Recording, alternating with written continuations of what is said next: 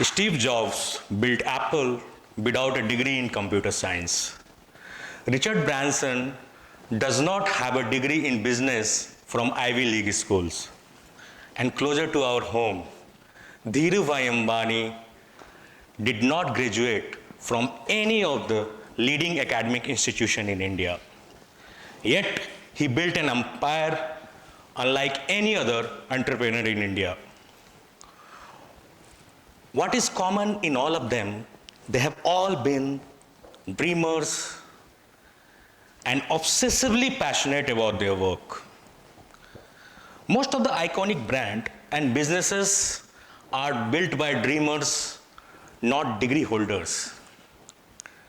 I believe your degree does not define your potential. Raise your hand if you believe that sometimes your degree could be a handicap than an enabler. Sometimes your degree restricts you to follow your dream. Sometimes your degree does not allow you to do what you want to do. So is degree really a handicap? It may or may not be. As we all know, it is not the destination that matters, but journey thereof. Let me tell you what our degree does for us. The journey or the formal education pathway which we take to achieve our degree help us in developing our cognitive skills, critical thinking, logical reasoning, and problem-solving skills. It helps us realize our strengths and weaknesses. It makes us competitive, at the same time empathetic. Today, you are going to learn 3 key life lessons so that you can rise above the so-called limitations of your degree to do more and be more. In February 2004, I was one of the lucky few to get into MS Ortho. And I left it in 2 months because my heart was not into clinical practice. Then in June 2004, I was one of the 100 super lucky folks who cracked AIIMS PG entrance examination. I opted for MD in biophysics because I realized I was more passionate about research. After completion of my MD, I joined a clinical research organization to learn in and out about clinical research. And then, again, I left the world of job security in 2 years to pursue so-called glamorous world of entrepreneurship. I was not inspired to become an entrepreneur. In 2000, way back, if you see in 2009, we didn't have a startup culture back then. In fact, India saw its first unicorn startup only in 2011. I chose to step out of my comfort zone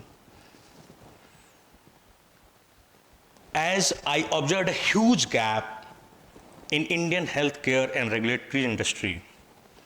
And I wanted to build something that can solve this.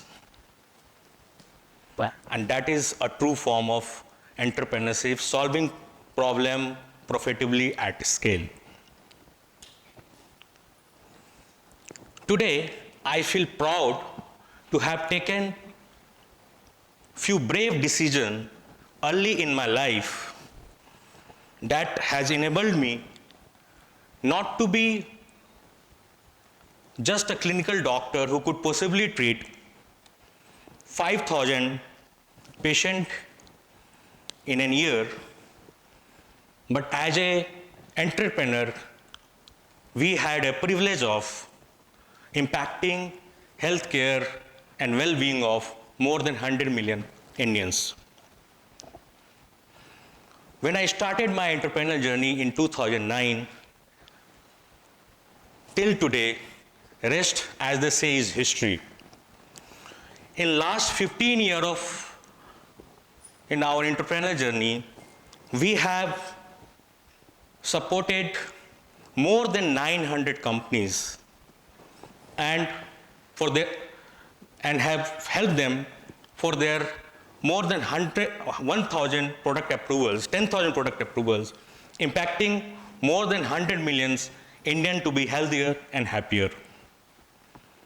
We have improved life quality and lifespan of more than 1 crore Indians suffering from kidney heart disorder via facilitating a dialysis product in the market. We continue supporting more than 300,000 Indians with valvular heart disorder via facilitating made in India life-saving heart valve, which we facilitated into the market, and that are 25% more economical than the imported version of it.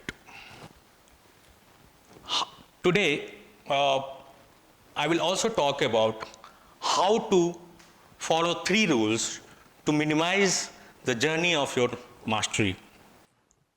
So there are 3 important points which I would like to discuss here. One is that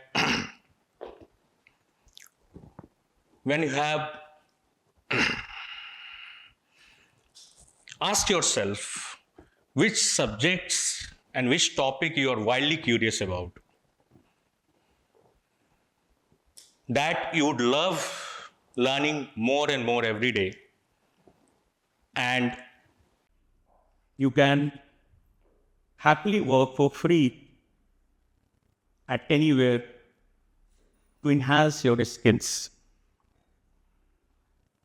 That is when, if you are willing to work for free today, that is when you are going to be paid highest dollar tomorrow. Once you have chosen the field of mastery, then you can develop deep focus block of 30 to 60 minutes daily to study it and develop deep insight into it. And once you want to master it further, then you really need to see, it's like knowledge is like sand and it can slip through your finger. If you want to retain it, watering it with revision and reproduction will help you to retain it. The third point which I would like to talk is, let us travel back in 1997. I had just received an envelope with my MBBS exam result from Manipal University. I had been preparing for this exam for last 1 year, and I was very much anxious because I had not cleared any other entrance examination. My entire career was hinging on this result. I was very anxious. I held the envelope in my hand, and my hand was traveling with anxiety and fear. I opened the envelope. I took a deep breath and I opened the envelope, and luckily I had cleared the exam. And there was a tears of joy. As I broke this news to my father, he was also overjoyed with happiness. But suddenly, he became serious. He came to me, Ashwini, we cannot send you to this college because the tuition fee is very high and we cannot afford it. So then again, I was enveloped with a new brand of anxiety, and then I started thinking how we are going to manage the fee. While the days started coming near, my anxieties level gets increased. that is when first time I saw the power of community.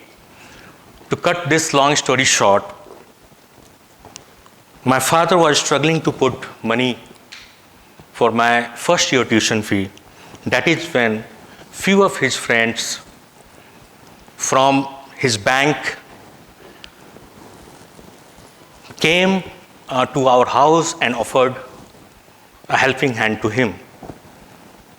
And they said, Ashwini, you are going to be the first doctor from our community and you are going to make us all proud. They offered 70,000 rupees.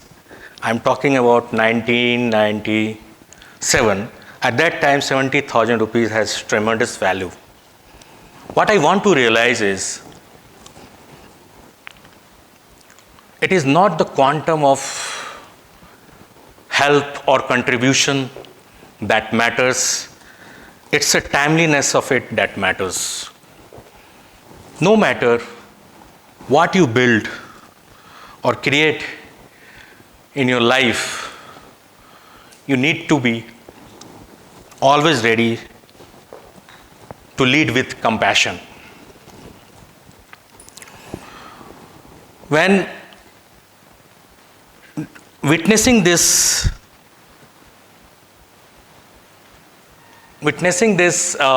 compassion so early in my life taught me one profound key lesson. The deeper purpose of life you can realize only when you are leading with compassion. When you lead with compassion, that is when the purpose of life going to come and reveal it to yourself. So my parting message to you is, life is too short to put your potential on pause. Be bold to think beyond your degrees. Ultimate mastery comes with an obsessive passion for your craft, not a piece of paper. And when you have decided to lead with compassion, that is when the purpose of life is going to reveal it to yourself. So, if you want to start a new chapter of life, or if you want to start, or if you want to follow your passion, or if you want to fulfill your potential, don't wait for any other day.